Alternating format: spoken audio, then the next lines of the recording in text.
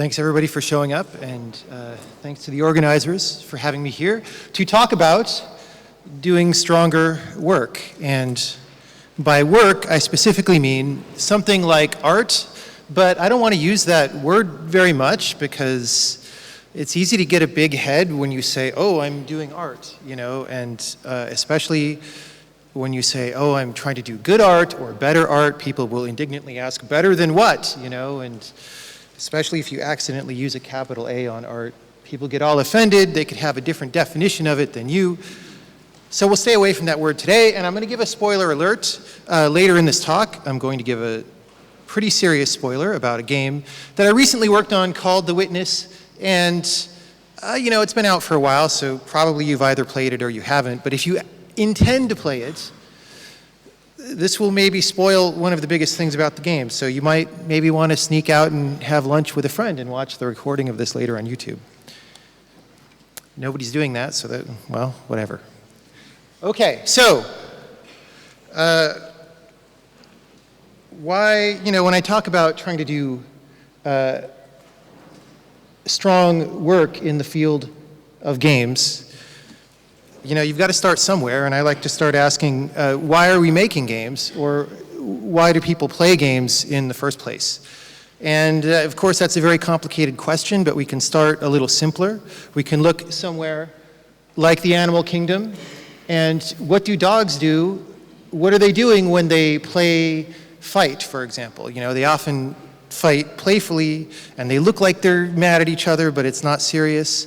And of course, a whole series of lectures could be given about just this, but we'll simplify today and say, well, they're doing a few things. They're socializing with each other, or they're learning to fit in to whatever, you know, dog social structure there is. They're, you know, fighting maybe a little bit for status. They're getting exercise.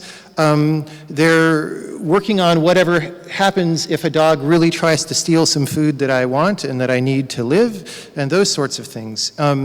But, you know, there are these very serious things that they get from it, but while they're doing it, they don't think about those serious things. They're just having fun, right? Human beings play a lot as well. But being human beings with larger brains, the set of all games that we play tends to be a much wider variety and tends to become a lot more nuanced. So if a bunch of kids are playing chess, they may be working on intellectual problem solving. You know, they may be working on visualizing abstract situations in their head.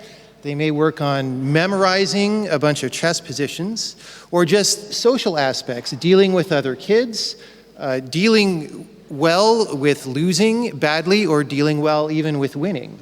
There's a lot of things that happen, and there are a lot of benefits to something like this. These days, all of us in this room are making video games, which are, you know, they're a little bit different. They're sort of like the next step in whatever this trail is of whatever games have been and where they're going, right? Games have been around for a really long time. So long that I don't want to try to put a number to it in terms of number of years, but you know, video games have only been around for decades, and so this is a very new thing, and we have to see where it's going, and we have to make it go where it's going. And so when you look at the arc of a form like that, and you want to think about where you should be trying to take it, it might be instructive to look at older forms that have had thousands of years at least to develop and see what they've done and what they can do. And so a couple of such forms are storytelling or painting, as you can see here in a painting of a storyteller, right? Well, how did storytelling start? I don't know, and again, you could do a whole series of lectures just on that, but for today's simplistic purposes, we can say that you could imagine when language began, that it began very simply. There were just like a few noises that meant different things, and maybe those eventually became single words, like nouns for important objects or verbs for important actions. And then probably pretty soon after that, you could form simple phrases that gave factual information. But you could imagine that it wouldn't take very long after that before fictional information was invented, right? Because it was probably very useful to meet other people and exchange factual information, and then maybe people were lying and sometimes, and maybe they were lying on purpose for entertainment, right? Painting, similarly, or illustration more generally, probably started out as very simple symbols, and it's eventually developed into this very elaborate and articulated form that can express very subtle things. And we know, or hopefully we know, if you've ever read something that turned out to be really special for you, if you've ever seen something visual that turned out to be really special for you, that these forms are able to reach very far. So when I talk about this kind of playing, you know, I started with relatively utilitarian things, right? How to get food or make sure that I can get food in the future. And then it's maybe, how do I deal with social structures and things like that? But sometimes these forms can reach so far that they reach past those things and transcend to somewhere a little bit beyond. So, you know, you could think of how do I ensure that I get food in the future as some understanding about the world regularly, but when you get to something like deep truth or deep beauty, it's an understanding of the world on another level.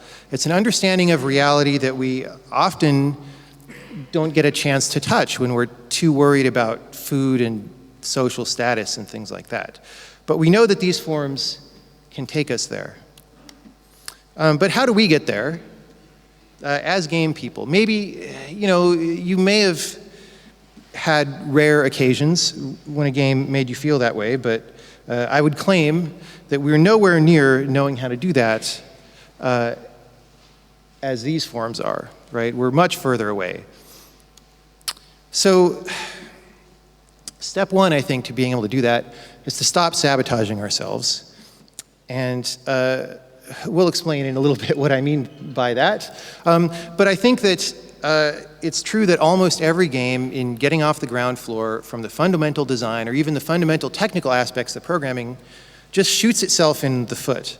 And if you're going to try to climb this really high mountain with something special at the top, it's really hard to do that when you're just losing all your blood out this bloody foot that you're dragging behind you. So what I'm going to get at over the course of this talk is that we seem to pathologically create these structures when we design games that weaken themselves. And instead, we want to go in the other direction. We want to figure out how to create structures that are self-reinforcing. So one visual to talk about what I mean before we get into specifics, a bridge like this is made out of heavy stuff. There's all these beams, and these beams are pointing in different directions. And they're generating forces in all kinds of different directions, but those forces are very carefully balanced, right? They're very smartly engineered so that the sum of all the forces keeps the bridge intact and strong and defying gravity the whole time. However, you know, game design is a lot less tangible even than these other art forms, right? If you're painting, you can see paint. In stories, you can see or hear words. In game design, it's just like behavior that has no concrete form. And in programming, it's just algorithms. And even in the visual arts of video games, you know, it would be hard to explain to an artist of previous decades what a normal map is or what a specular map is unless they work in these fields, right? So we're working out in this much more abstract territory, yet we need it to come together into something concrete. So maybe instead of the heavy bridge, a visual of something like a spider web is more appropriate, right? Made out of a lighter material, but still a coherent structure when all these pieces come together. So in order to explain what I mean by self-sabotage, so I can try to get us to stop this, now I get to rant about what I don't like about a bunch of games for a little bit, which is always the most fun part. And I will say, you know, I gave a talk about 9 years ago or 10 years ago in which I highlighted many of the things that I'm going to say now. And in the intervening decade, basically none of this kind of thing has changed. So these are going to be slightly newer examples, but in terms of amount of progress the industry has made, it's almost none. So I don't know what that means for the future, but here we go. You ever played a game and it's maybe a dramatic moment in the middle of the plot, like you're on a ship and the ship's sinking, and it's like, oh my God, it's an emergency, and there's alarms and earthquakes and all that, and they're trying to get you to rush through the level and get out.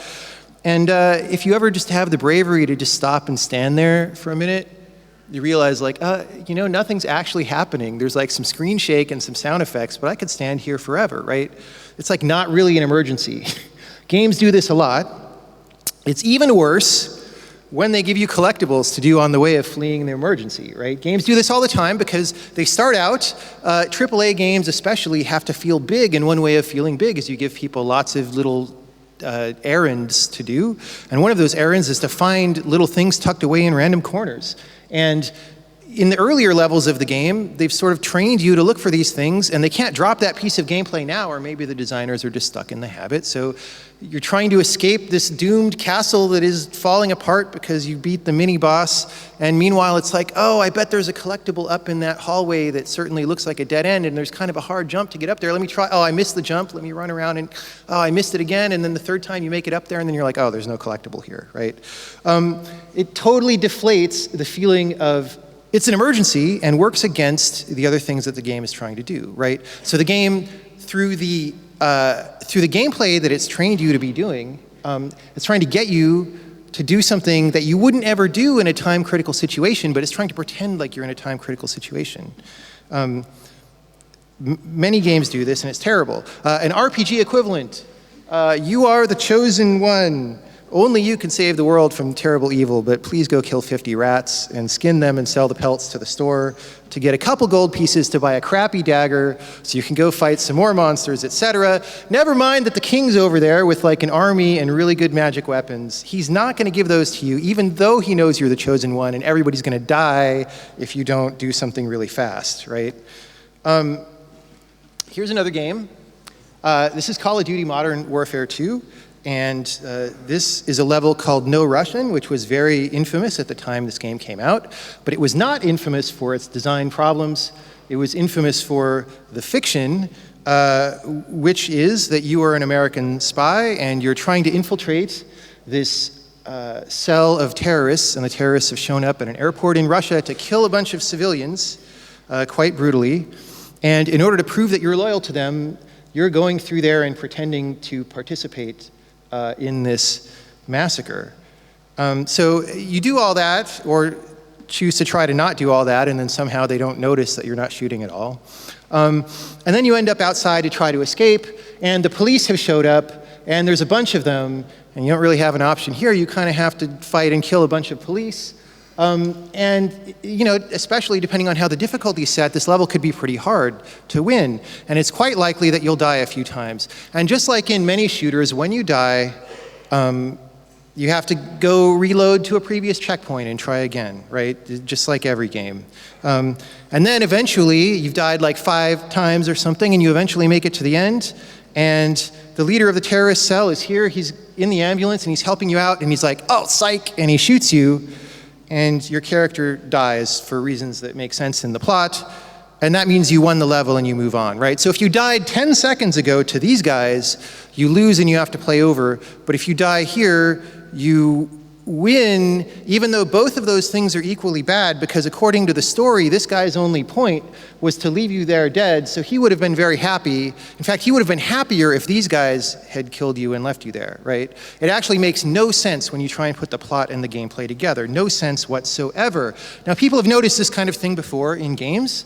There's this concept called Ludonarrative Dissonance, which was coined by Clint Hawking in 2007, and I don't really like this term very much. For a number of reasons, but I don't have a better term to give you, so I'm going to use it even though I don't like it. And what it just means is that Ludo means the game part of the game, and narrative means the part of the game that's pretending to be a movie. And, dissonance means that those two things don't work well together, or they actively fight. So this is like that kind of self-weakening that I'm talking about. Ludonarrative dissonance is actually pretty easy to spot. Once you know to look for it, you can see it in most games most of the time. So I'm going to leave that there and not really talk about it anymore because there are subtler self-weakenings that games do that I think are more poisonous because they're harder to fix and harder to spot. So we're going to move on to those. say you're making a platformer or a shooter, and for some reason, say the art direction wasn't thinking about the gameplay that much, it's hard to tell the foreground from the background. So in the platformer, you don't really know what you can stand on unless you see things parallaxing, and even then you have to decode it with your brain, which takes a lot of energy, right? Or in the shooter, you don't know what you're going to crash into or not, and everything's parallaxing, and you're like, oh my God, I just have to actively test whether I'm going to die or not, right? That's bad news.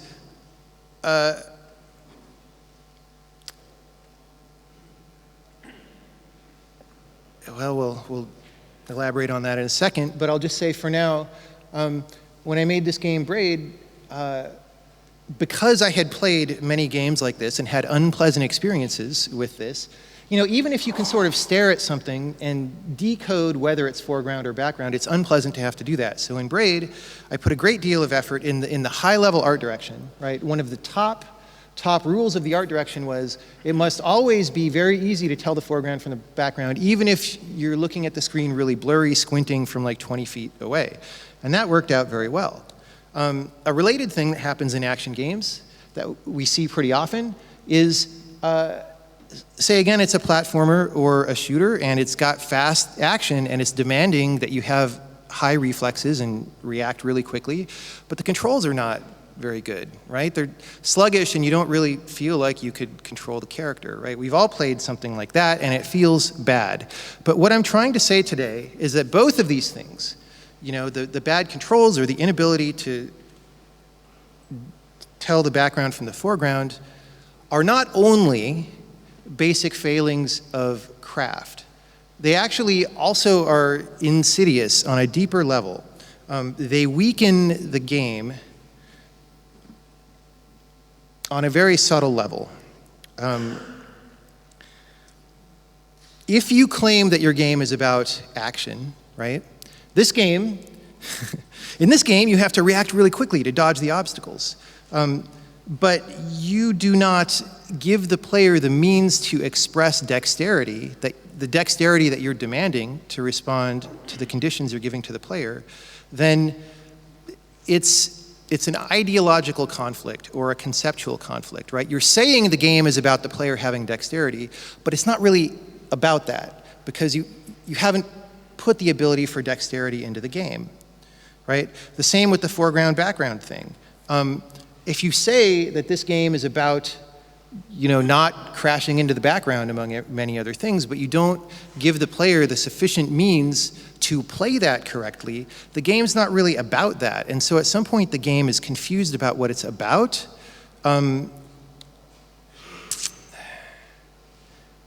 Yeah, we'll leave that there. Here's one that I think is, if I say this, it's going to be relatively controversial. I think lag compensation in shooters is a pretty horrible thing in multiplayer, first or third person shooters. So the point of lag compensation is to ensure that people with slow or unreliable network connections can play the game on more or less equal footing with people with fast network connections. So what happens in these games technically is, say there's a guy and another guy, and this guy has a fast ping and this guy has a slow ping, and the slow ping guy shoots at the fast ping guy who's running away to get out of the line of fire. If the ping's like 200 milliseconds, the server looks at where the fast guy was 200 milliseconds ago and says, oh, does the slow guy think that he hit the fast guy 200 milliseconds ago? We do the raycast and yeah, it looks plausible. So let's just say that he hit him, right? And meanwhile, the fast guy may have dodged around a corner, and so it looks to him like he got safely around a corner, and a substantial fraction of a second later, while he was fully in cover, he got hit, right? And so there are two problems with this. And again, one is a failing of craft, and one is a deeper conceptual problem, right? So the failing of craft is that there's not really an objective reality in this game anymore. We've all seen this, I think. I don't need to go too much into explaining this. It's just that different players have different experiences in a game where you sort of promise that everybody's in the same world, so the promise is falling apart a little bit, right?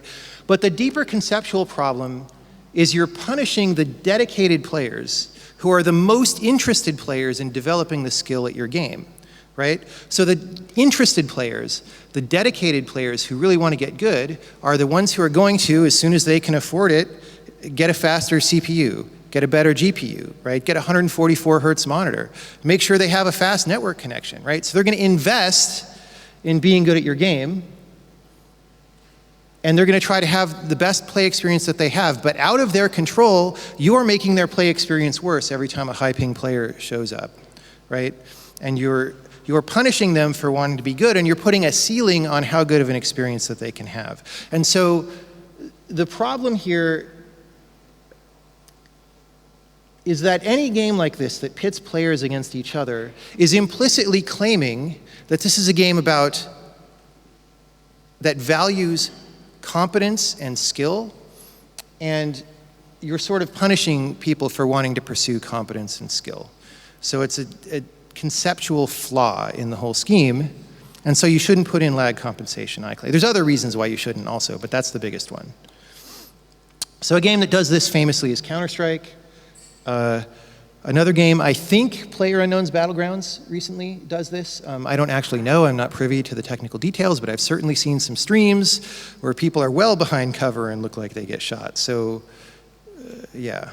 Now, as I go through these things, I started out talking about some very concrete stuff, and then as I started getting into some of these later things and said, well, it's not just a failing of craft, it's also a conceptual ideological conflict, I can imagine that probably a lot of people in the audience are like, what is he talking about? That seems like a really subtle and weird thing. But here's the thing. Here's why I think about these things all the time as a designer and why they're central to how I design. I'll show you some concrete examples in a bit. But the thing to realize is that your conscious mind, the thing that's aware of your thoughts and your emotions, and that's aware of what your opinion is of a game when you play it, is a very, very small part of your mind, right? Most of your mind is buried deep down, is your subconscious, and it generates many of the things that later bubble up into your conscious mind. And even though you're not aware of it, the subconscious mind perceives and makes judgments on many, many, many things that you never notice.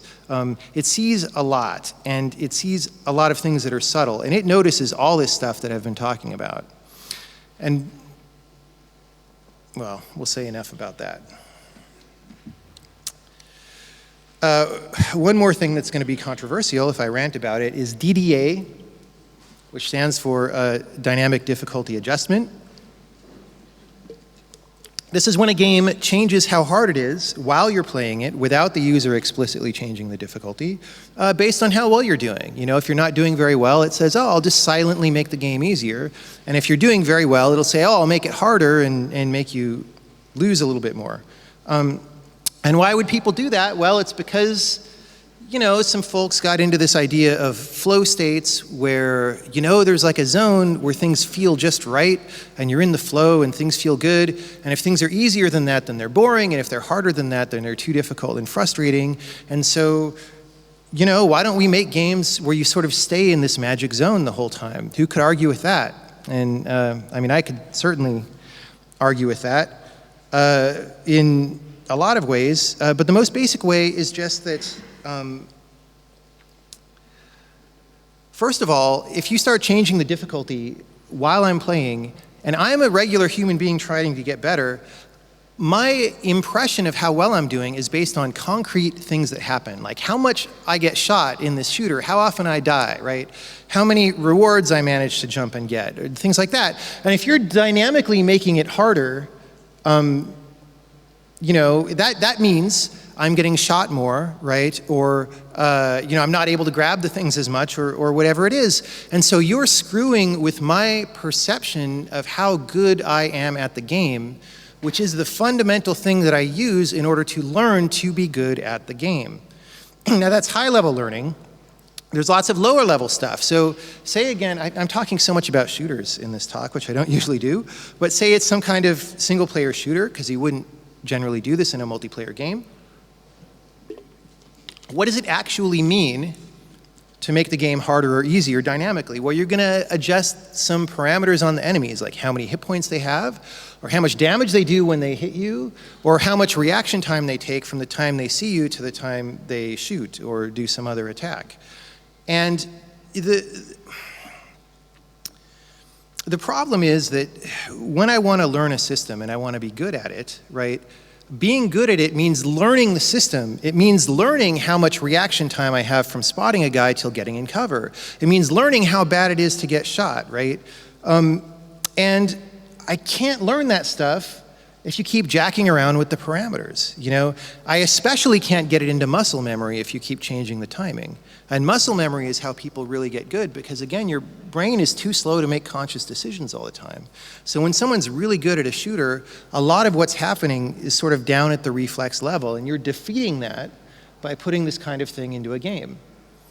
You know, if you watch professional Counter-Strike players or else modern PUBG streamers, they're very, very good at these games, and you can just watch, you know, they flick over and attack a guy, and they know how many shots they can take before they're in danger, and then they duck back out. And all those decisions are, those things that allow them to be expert are deeply internalized, right? And there's sort of a reason you don't see that in games that do this, because it's not really possible to build the same level of skill, and certainly it doesn't feel as good. But again, on top of all that, when you do this DDA stuff, you're not just making it difficult to learn, but you're subverting some of the original reasons why evolutionarily we came to enjoy games in the first place, which is, you know, again, ostensibly we're learning something about the world, and you're changing the world faster than we can learn it. One of the most frustrating versions of this, so people don't often complain about, or gamers don't often complain about DDA in a game, but there's one thing that they often do complain about, which is rubber banding in a racing game. So I'm gonna play a video that I pulled off YouTube yesterday that illustrates how bad this sort of thing can get. Hopefully you can see this.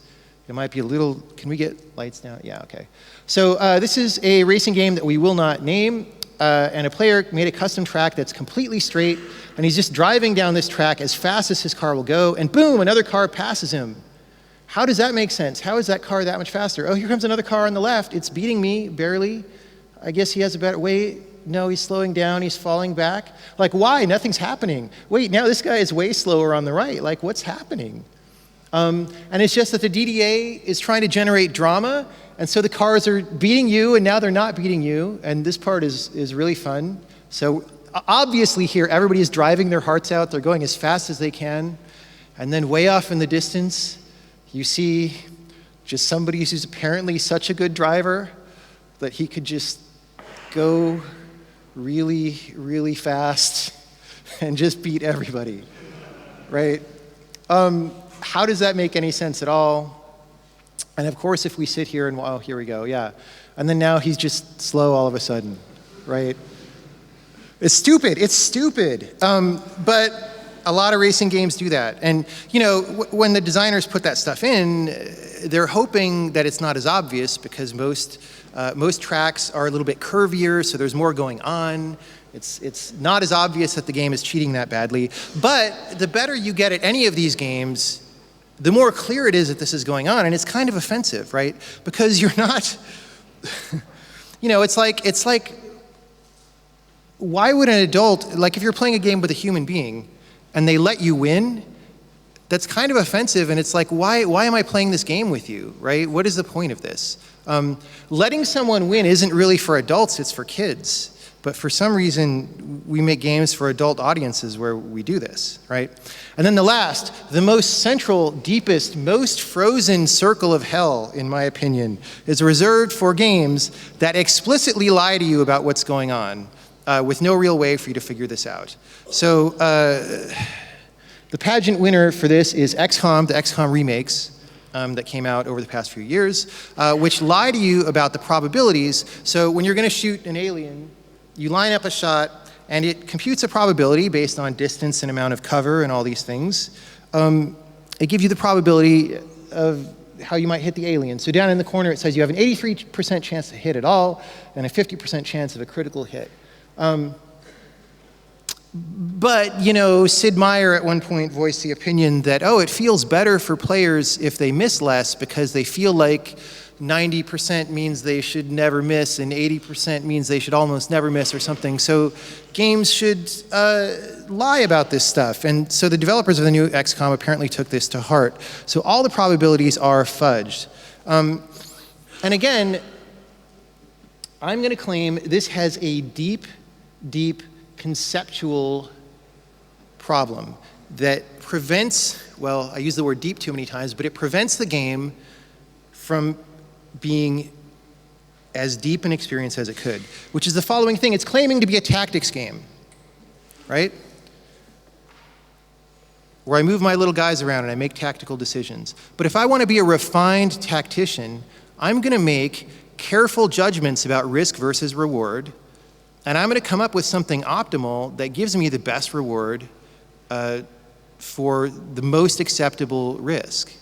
But I can't judge the risk if the game's lying to me about the risk all the time, right? So I can't be that good of a tactician. There's a ceiling on how good of a tactician I can be unless I go on some forum and learn exactly what the equation is of how the game's lying to me and then back solve it to figure out what the probabilities really are, right?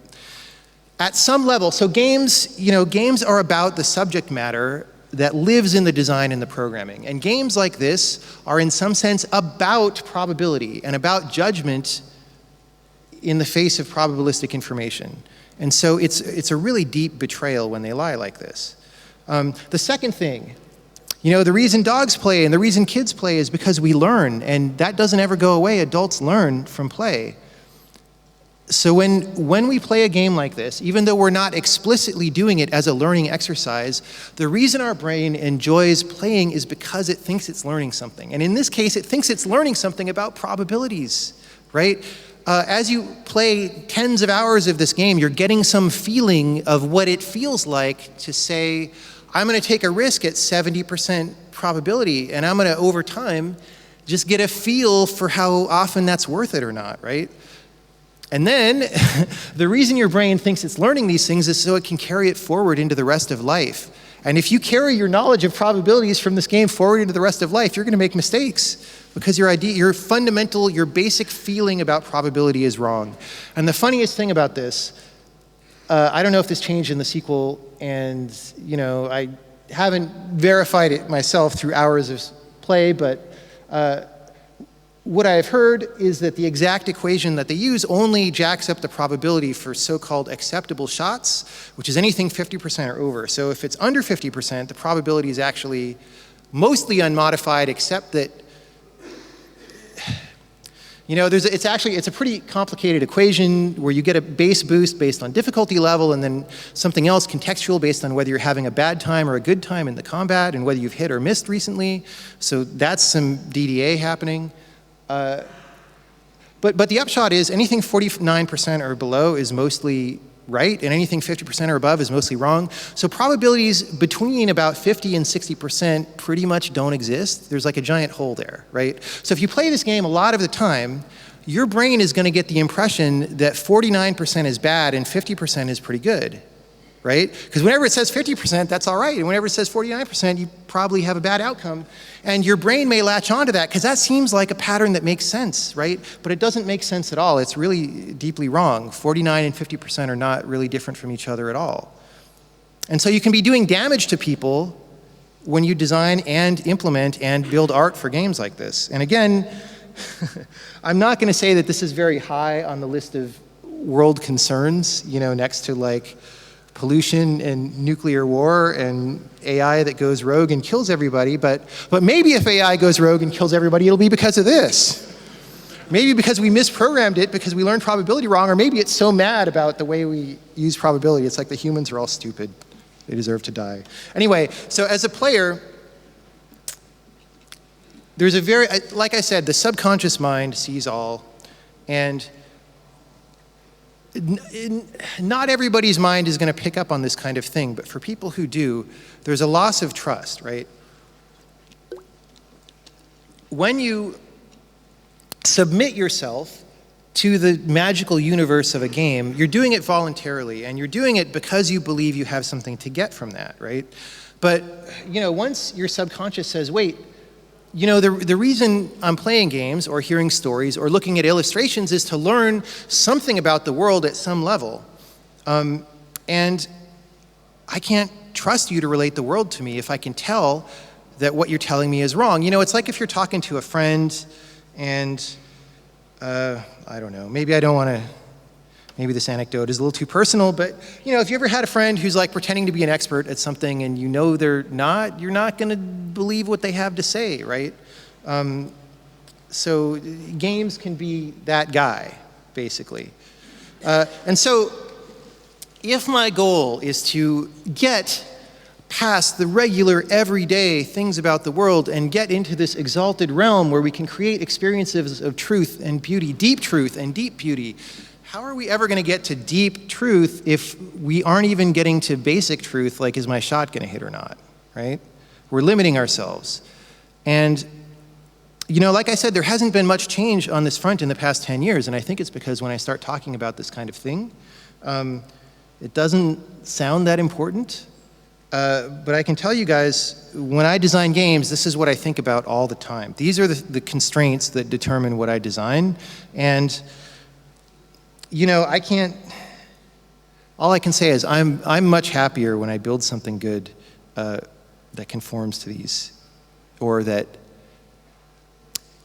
if all these things that I've mentioned are self-weakening tendencies that games have, then when I build something that doesn't weaken itself through its own design, I'm much happier and I feel much more satisfied with my work. So again, all this stuff that I've just been ranting about ludonarrative dissonance and dynamic difficulty adjustment, those are not the core problems, they're actually symptoms, right? They're symptoms that actually the work didn't really come from a place of truth, right? Instead, it's like your friend who thinks he knows a lot and doesn't really. And we don't trust those people, and we shouldn't believe them, and we shouldn't follow them. All right, so I've said that I think a great deal about how to avoid this stuff, and so I'm going to go through some concrete examples of what I've done in my games to not fall into these traps. First, don't do any of the above. Those things are all easy to spot once you know how to look for them. So I'm going to go even a little subtler and more game specific. The things I'm saying are no longer applicable to all games, but I think the usefulness of examples is that you can make a metaphor or a simile to your own game and see how a similar thing might apply. So when I was designing Braid, I was aware of other games that involved time manipulation, such as the one you see here, Prince of Persia, Sands of Time. And this game allowed you, if you died, for example, to rewind time and undie and then refight the monster for a little bit and hopefully win this time or something. But the way you rewind time is that you had some magic sand, which you see in the upper left corner as these 4 little globes of sand. And every time you rewind, you lose one. And if you run out of sand, you can't rewind anymore. And then if you die or make a bad mistake, you have to go load your game in the traditional way where, hopefully a checkpoint auto-saved you sometime recently and maybe it didn't. And then, of course, the loading process is very slow and frustrating, and you're cursing the game while that happens. And so my opinion of all that was, first of all, why have 2 things? At a regular craft level, isn't it redundant to have 2 things that sort of perform the same functionality of getting you back after death to a playing state, right? But from a deeper standpoint, like I said, a game is about, the subject matter of the game is what the design and the programming and the art come together to do, right? And for this game, the design and the programming, on the one hand said, oh, rewind is cool, but on the other hand it said, well, it's probably not interesting enough to build a whole game around, so we have to limit it and not let you use it a lot of the time. But what I did was I said, well, actually, I think it's interesting enough to base a game around, and I think if you have rewind on the one hand, and then you force people still sometimes to die and save load. On the other hand, the save load part is showing a lack of faith in the rewind, right? So it's, again, it's structural elements that are pushing against each other. It's like a bridge that is built badly, right? Because the rewind is always better for the player. Nobody wants to go to a slow save load screen and lose a ton of progress, right? So by not going with the better option, you're just, you're making a really weird decision that betrays a lack of confidence in your design. And players feel that, I think. So, you know, I said, hey, let's make a game where we don't do that. It's just all rewind all the time. You never go to a load screen when you die, and that resulted in what I found to be a pretty interesting game. Now, to take an example from my last game, The Witness. There are a bunch of puzzles in the environment, and you walk around and find them so you can solve them. And puzzles are always indicated by a circle that shows where you can start tracing. So it's probably a little bit small on the screen, but here on the left there's this simple blue grid, and there are two circles at the bottom of it where you can start tracing to solve the puzzle. Now, if you zoom in, well, first I'll say, as this slide says, it was a high-level decision in the art direction of this game that we shall never use circles anywhere in the world except when they start puzzles. And the reason for that, to go too deep into it is, again, to go too deep into a spoiler. But again, if the game is about asking the player to look around the world to find where they can do puzzles, then we have to be very serious about that. And furthermore, if it's about the player paying very close attention, then we have to live up to our side of the contract, and we have to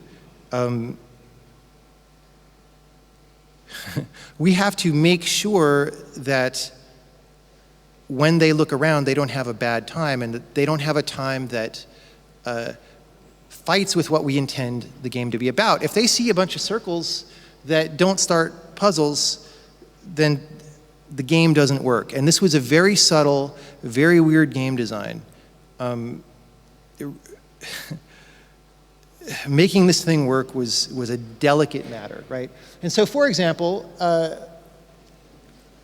this is, a metal bar holding these panels up, and it's bolted in. And often in the real world, the bolts have round heads, which would be a very small circle. And you might think, well, that's a tiny circle. People aren't going to look for that. But if you zoom in, these bolts they're pentagonal, actually, which would be a very weird thing in the real world. And the reason is because we didn't want to use hexagons that much, because that's also a puzzle symbol, right? So we took great care everywhere in the environment, not to use things that have meaning when it comes to puzzle solving unless we very clearly intend to. So the game is very clear what it's about, and then the player feels that. And that's part of what makes this weird game work. Here's another panel. With circles where you can start tracing. You look down, hey, there's details. Again, it's bolted in. None of it is circular, as it might be in the real world. Here's a rotating panel. When things rotate, the natural shape language is one of roundness. It's one of circular symmetry. But instead of doing that, we sort of here have this hexagon to sort of suggest maybe some rotation.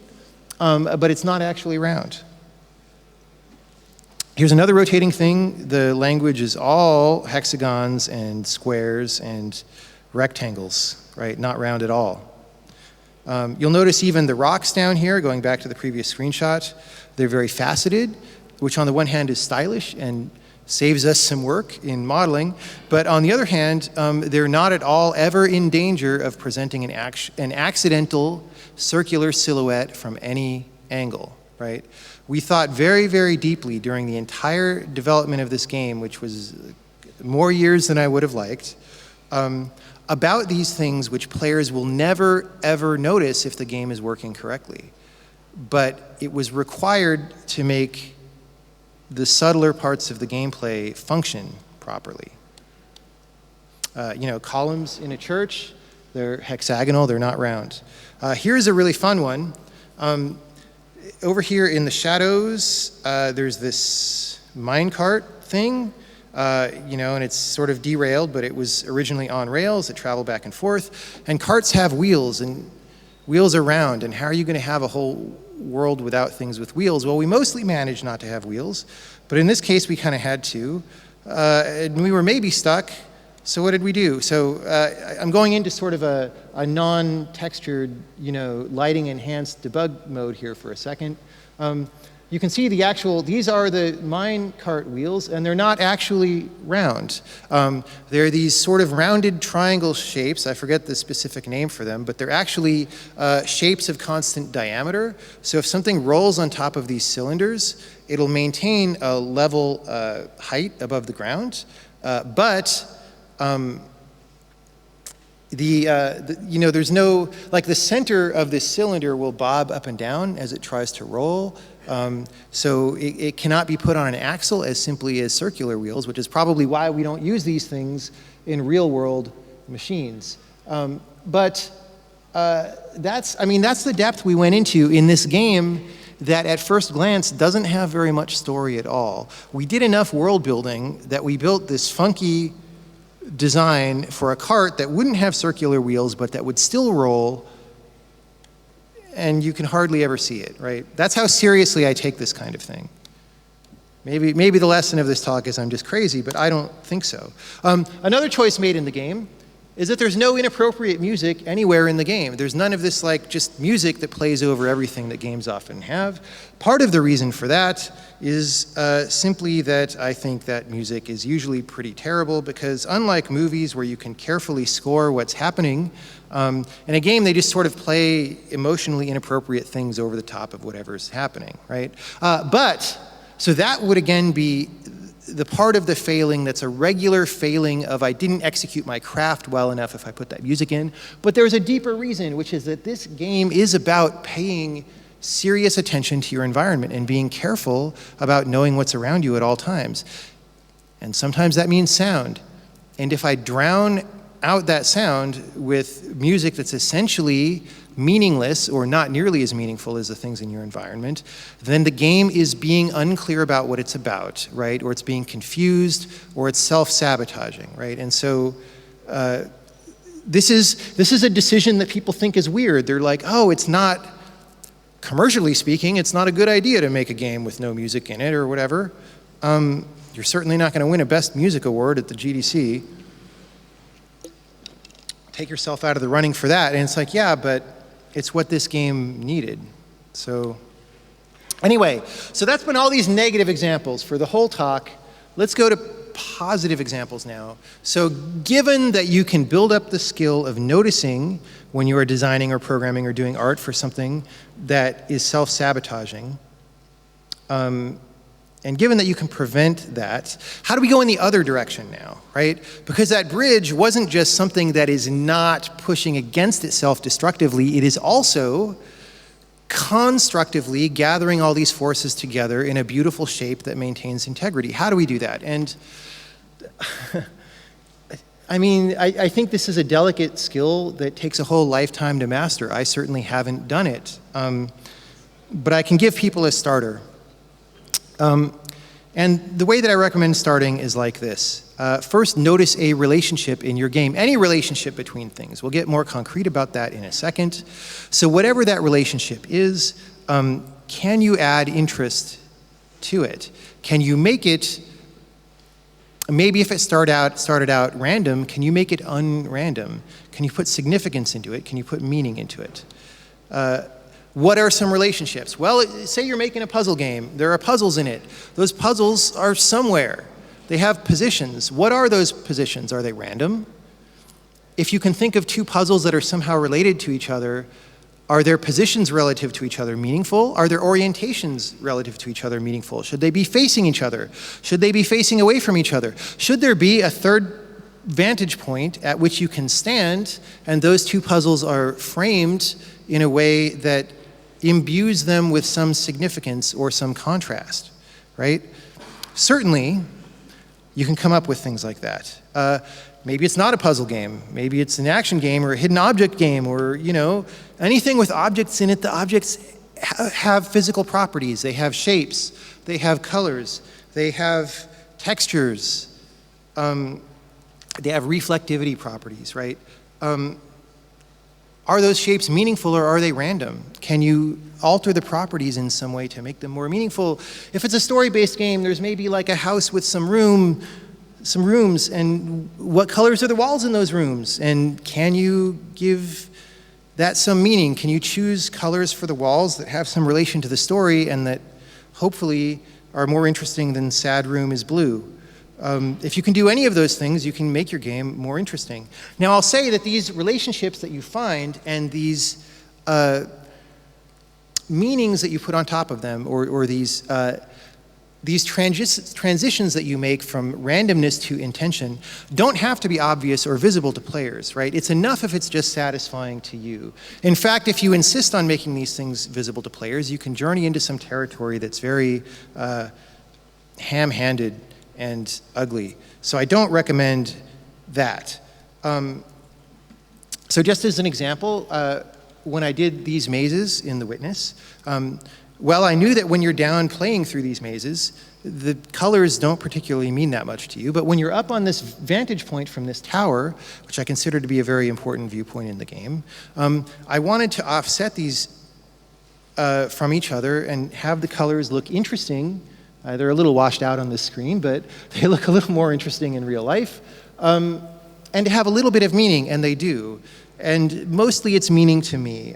You know, most players are not going to know exactly what these colors mean, but they are going to feel like some care has been taken here and that some meaning is here, and especially in a game that reflects meaning everywhere, they'll feel that there's something here. And there actually is, there is a little bit in this that you could tie to external things in the game. Now, if you just try to execute what I just said about finding relationships and sticking meaning on them, if you do that in a very crass way, it has a danger of becoming, you know, some just sort of cheap parlor trick kind of a thing, if you don't really mean it. So in order for this to work, you have to really mean it and you have to be earnest about it. But like I said, players don't have to understand, only you have to understand. And even if you don't feel like you're doing this well at the beginning, that's okay, because the goal is not necessarily to have a good outcome. The goal is to practice noticing things about your game. I think if there's one thing that I can say about game development broadly, it's that we're not very good about noticing subtle things about a game. But if you start looking and practice noticing relationships, first of all, you'll start seeing those contradictions, those self-weakening relationships. Well, you'll at least think, oh, if I had time in my schedule, I could fix that, but I don't, we got to ship. But then, you know, maybe next game you see them earlier and it's early enough to do something about it, right? But not only will you start seeing the contradictions, you'll start seeing opportunities to do positive things in the other direction. And if I can leave you with one very last thing and go one more level of meta on you, this is a little bit one for the computer science people out in the crowd. Say I've just got a bunch of things in my game represented by these dots at the top, right? And they're just a little bit random. They're placed in various places. Maybe I can do the exercise I just said and come up with some relationships between these things. It turns it from 15 lone things into 8 things that are mostly related. With this one on the left, I couldn't really figure out somebody else to tie it to in a relationship. But all these other guys, I found somebody else to tie them to, and so I've made bigger shapes out of them. So I've got 7 sort of relationships, and I've got one thing that maybe I've done some work on to bring it more in parallel with the relationships, but it's not totally in line yet, right? And then, once I have a very clear idea what these relationships are in my game, I can start forming patterns between them. What are the relationships between these relationships, right?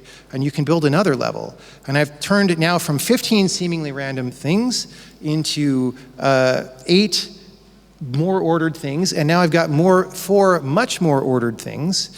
And if I keep getting meta and organizing and adding layers of relationship, I can proceed and get down to 2 and 1 and eventually tie everything together into one complex and intricate webbing of relationships. Now, of course, it won't be This diagram is much simpler than any real game. A game is a multi-dimensional thing with stuff pulling in all sorts of directions.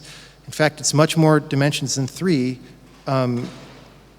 But like I said, people will feel the effort that you put in because the subconscious mind sees a lot of things.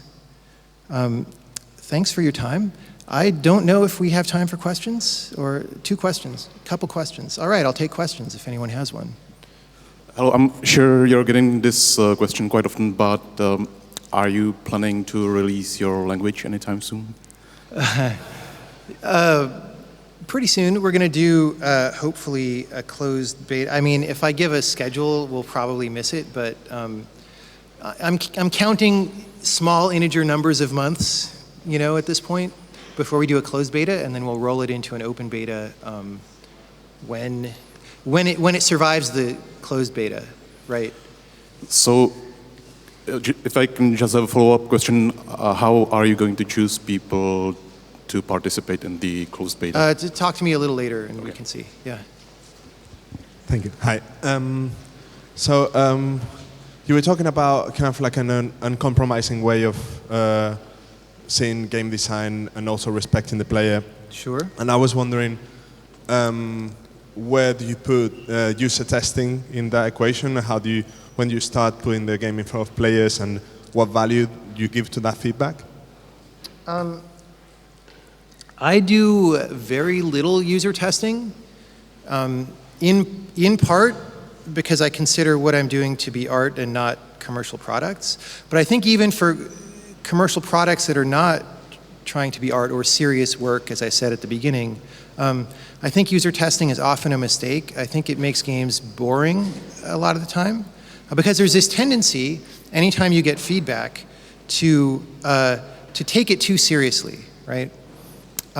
So anytime somebody mentions a problem, there's 2 problems. So one is, anytime somebody mentions a problem, the obvious reaction is to fix that problem. Anything that anybody mentions wrong, right? But if you subtract everything that anybody doesn't like, you're left with kind of nothing eventually, right? Now the second problem is that if players are unhappy with your game, they know that they're unhappy, but they don't actually know why exactly. And the real reason why they're unhappy with it can be much subtler than you think, and it could be fixed by really small things. So, game designs that seem not to work and that people seem to be having a bad time with, if you change the color of the character and don't change the mechanics at all, that changes something about how people perceive it, about how much work their brain does when playing the game and so forth. And it changes the gameplay to change visuals, right? So a funny example, I'm friends with Edmund McMillan, who made Super Meat Boy, or one of the people who made Super Meat Boy. And when you win Super Meat Boy, you get to play as Bandage Girl, who you rescued at the end of Super Meat Boy. And people play as Bandage Girl, and they're like, oh, I really like her. Like, her movement is like really just a lot better. It's like stickier and stuff. And he says it's actually exactly the same as Meat Boy's. It's just got different sound effects and slightly different graphics. It feels different to play. And even people who have played the game for dozens of hours think that. So I don't trust user testing. I use it to know at a very base level as a reality check. Is the game working or not? But then if it's not working, I have to figure out why. I don't have people, I mean, they may tell me, but I don't listen to that as instructions. All right, thanks very much for your time, and have a good conference, everybody.